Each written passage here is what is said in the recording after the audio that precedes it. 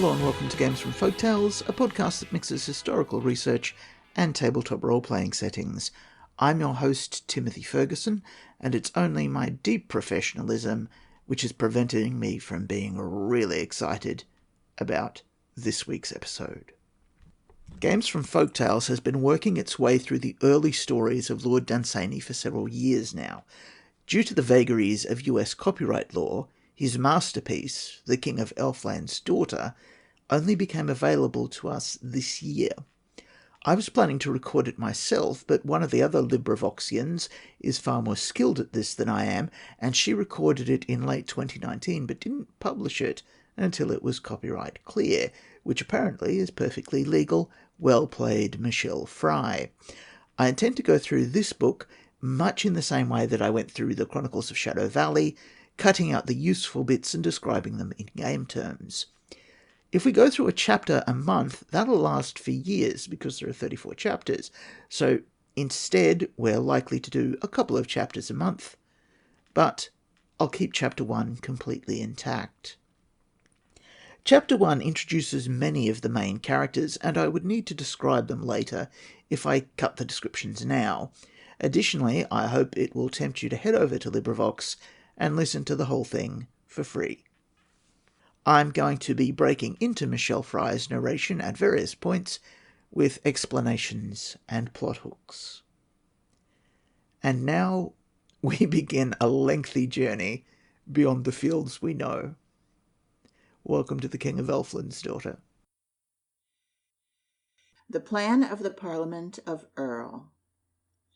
In their ruddy jackets of leather that reached to their knees, the men of Earl appeared before their lord, the stately white-haired man in his long red room.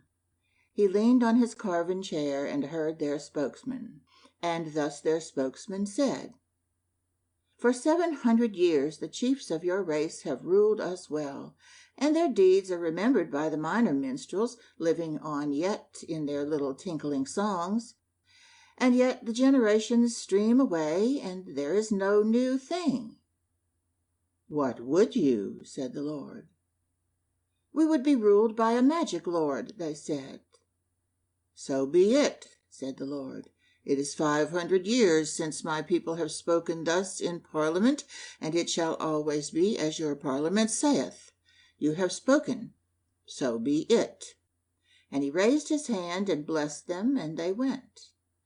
They went back to their ancient crafts, to the fitting of iron to the hoofs of horses, to work upon leather, to tending flowers, to ministering to the rugged needs of earth. They followed the ancient ways and looked for a new thing. The people of Earl have a parliament, and the parliament can dictate to the king what he does. This isn't all that unusual early on, but you'll notice that the parliament has made no other demand of the Lord for 200 years. And that the Parliament itself is 700 years old, which means that in the Ars Magica standard setting, it last asked something in 1020 and was founded in 520, which is either just after or at the very beginning of the Arthurian period, depending on which dating system you use. The name Earl seems to be a Saxon name. It's spelled E-R-L, and confusingly, the Earl King, ERL, in English folklore means Elf King, so in some senses it means the land that is elvish. That's not the case, or at least not yet the case, in this story. Earl homophonically means elderly, in the same way that alderman, ealdorman, means an older man of the community who is wise, therefore, and respected. So the kingdom of Earl means the kingdom of the olden days, or the kingdom of the old ways. In the preface, which I trimmed for time, Lord Dunsany notes that Earl is an English village and castle. That is, they are English rather than Celtic, for example, which is significant since he was an Irish lord. And that Earl is 20 to 25 miles from the edge of Ferry. Now back to meet the hero.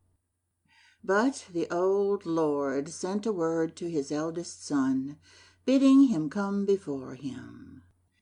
And very soon the young man stood before him in that same carven chair from which he had not moved, where light growing late from high windows showed the aged eyes looking far into the future beyond the old lord's time.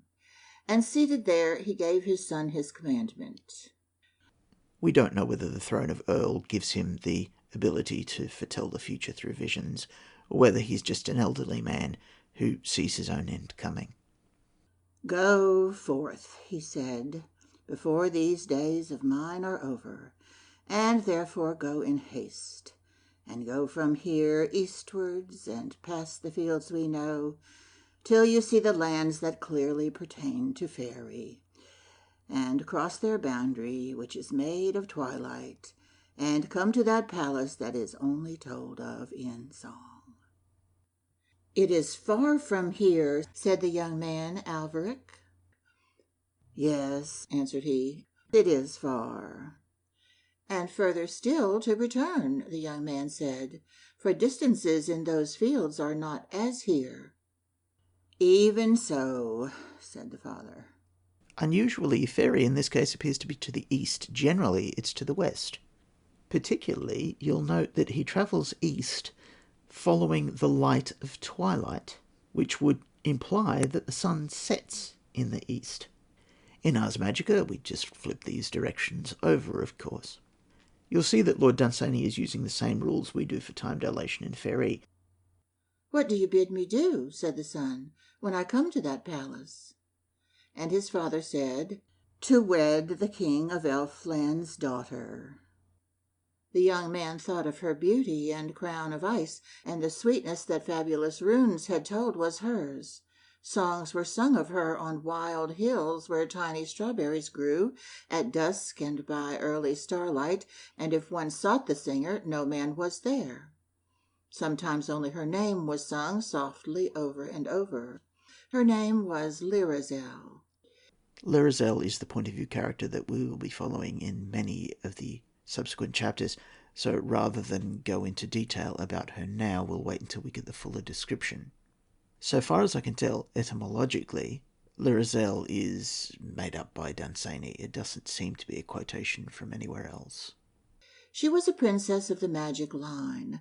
The gods had sent their shadows to her christening, and the fairies too would have gone, but that they were frightened to see on their dewy fields the long dark moving shadows of the gods, so they stayed hidden in crowds of pale pink anemones, and thence blessed Lyrazel.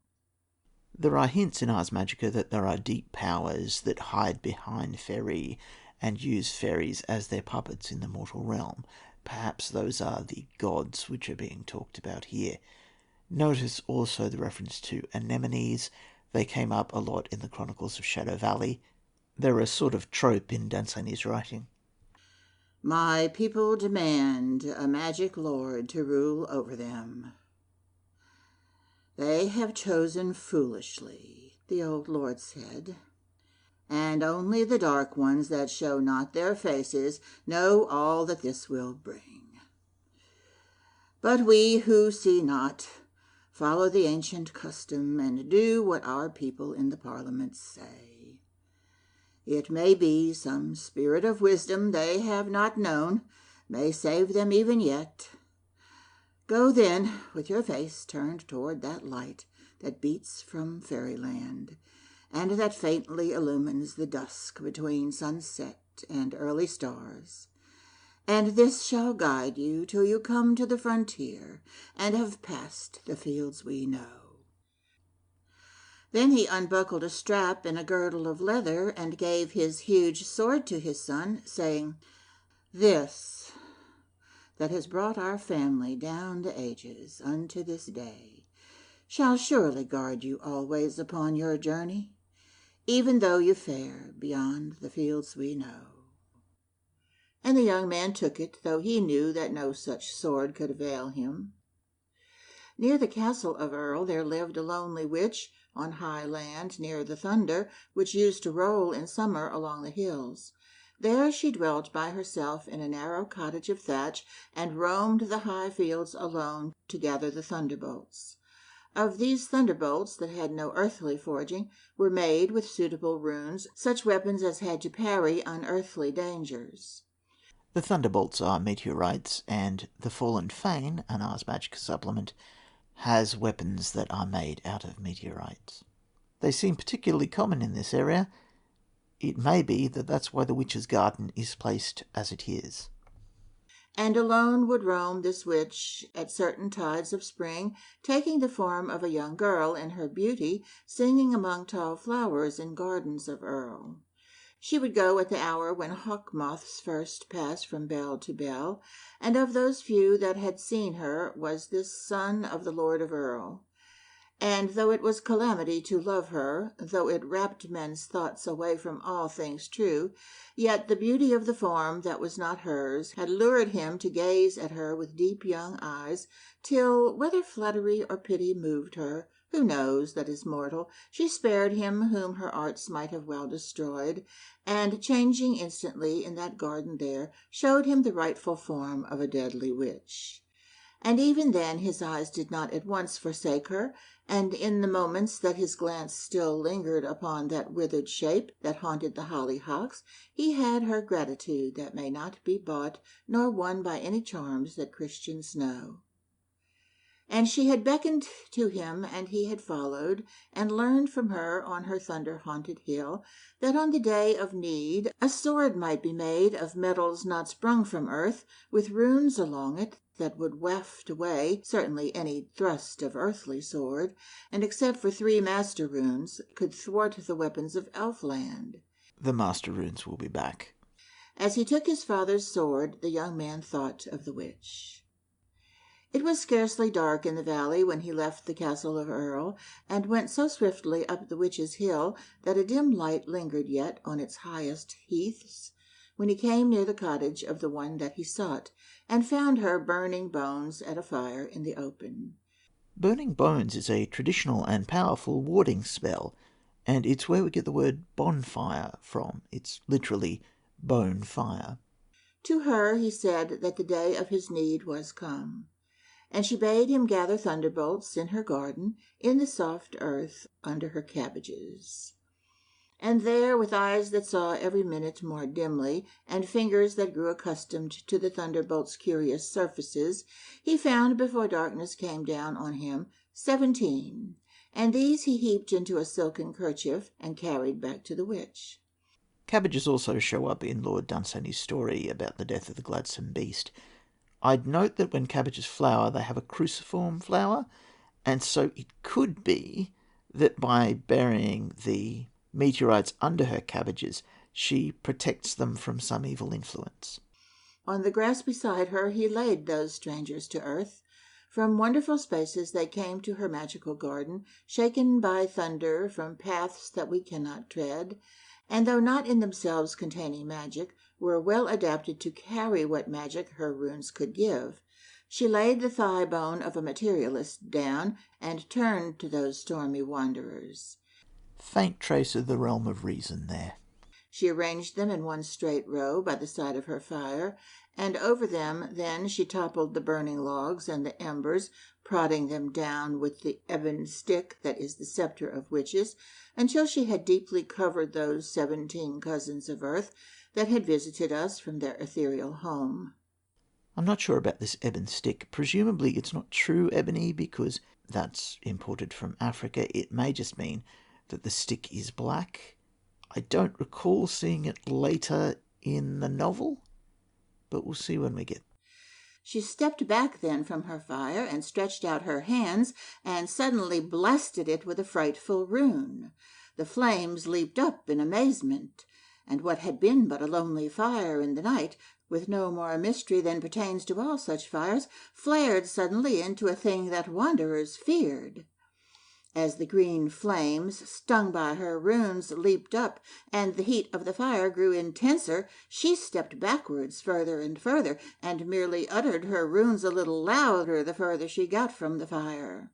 She bade Alveric pile on logs, dark logs of oak that lay there cumbering the heath, and at once, as he dropped them on, the heat licked them up, and the witch went on pronouncing her louder runes, and the flames danced wild and green, and down in the embers the 17, whose paths had once crossed earth's when they wandered free, knew heat again as great as they had known, even on that desperate ride that had brought them here. And when Alveric could no longer come near the fire, and the witch was some yards from it, shouting her runes, the magical flames burned all the ashes away, and that portent that flared on the hill as suddenly ceased, leaving only a circle that sullenly glowed on the ground, like the evil pool that glares when thermite has burst. The one work of Lord Dunsany's that I haven't harvested for Ars Magica is Unhappy Far Off Things, which is his war diary. It's a series of reminiscences where he travels through places that have been absolutely destroyed by the First World War, and he describes what he sees. I tried to work up some of the material as remnants for the Schism War, but I couldn't find anything that was fantastical. The work is one of a deep and extraordinary melancholy. So when he mentions the glow of thermite, it's something that he has seen, and to him it signals unnaturalness and evil. And flat in the glow, all liquid still, lay the sword. The witch approached it and pared its edges with a sword that she drew from her thigh. Then she sat down beside it on the earth and sang to it while it cooled. Not like the runes that enraged the flames was the song she sang to the sword, she whose curses had blasted the fire till it shriveled big logs of oak, crooned now a melody like a wind in summer, blowing from wild wood gardens that no man tended, down valleys loved once by children, now lost to them but for dreams, a song of such memories as lurk and hide along the edges of oblivion, now flashing from beautiful years of glimpse of some golden moment, now passing swiftly out of remembrance again, to go back to the shades of oblivion, and leaving on the mind those faintest traces of little shining feet, which, when dimly perceived by us, are called regrets. She sang of old summer noons in the time of harebells. She sang on that high dark heath a song that seemed so full of mornings and evenings preserved with all their dews by her magical craft from days that had else been lost, that Alveric wondered of each small wandering wing that her fire had lured from the dusk, if this were the ghost of some day lost to man, called up by the force of her song from times that were fairer. And all the while the unearthly metal grew harder. The white liquid stiffened and turned red, the glow of the red dwindled, and as it cooled it narrowed, little particles came together, little crevices closed, and as they closed they seized the air about them, and with the air they caught the witch's rune, and gripped it and held it forever. And so it became a magical sword. And little magic there is in English woods, from the time of anemones to the falling of leaves, that was not in that sword. And little magic there is in southern downs, that only sheep roam over and quiet shepherds, that the sword had not too. And there was scent of thyme in it, and sight of lilac, and the chorus of birds that sings before dawn in April, and the deep proud splendor of rhododendrons, and the litheness and laughter of streams, and miles of May. And by the time the sword was black, it was all enchanted with magic. In Magonomia, which is another project I'm working on at the moment, CJ's put forward this idea, which I believe is in the public documents, that fairies are beautiful stoners. They're not like Ars Magica, where they take vitality from nearby humans. They're independently extant. Either way, this sword, because it seems to be forged with mortal regret, brings to them something that they cannot experience. Something that harms them not merely because it's iron and strange iron, it's because it forces part of the human experience into their little dreamy bubble. It also carries the vitality of the mortal world. it carries the passage of time. It literally contains the sense of time and lilacs, which are sleep. Nobody can tell you about that sword all that there is to be told of it, for those that know of those paths of space on which its metals once floated, till Earth caught them one by one as she sailed past on her orbit, have little time to waste on such things as magic, and so cannot tell you how the sword was made. And those who know whence poetry is, and the need that man has for song, or know any one of the 50 branches of magic, have little time to waste on such things as science, and so cannot tell you whence its ingredients came. I'd note that by sheer chance there are 50 branches of magic in Lord Dunsany's cosmology, and in Ars Magica, 5 techniques by 10 forms is 50 branches of magic. Enough that it was once beyond our earth, and was now here amongst our mundane stones, that it was once but as those stones, and now had something in it such as soft music has, let those that can define it. And now the witch drew the black blade forth by the hilt, which was thick and on one side rounded, for she had cut a small groove in the soil below the hilt for this purpose, and began to sharpen both sides of the sword by rubbing them with a curious greenish stone, still singing over the sword an eerie song. I don't know what that green stone is. Green, of course, is the colour of fairy. Alvaric watched her in silence, wondering, not counting time. It may have been for moments, it may have been while the stars went far on their courses. Suddenly she was finished.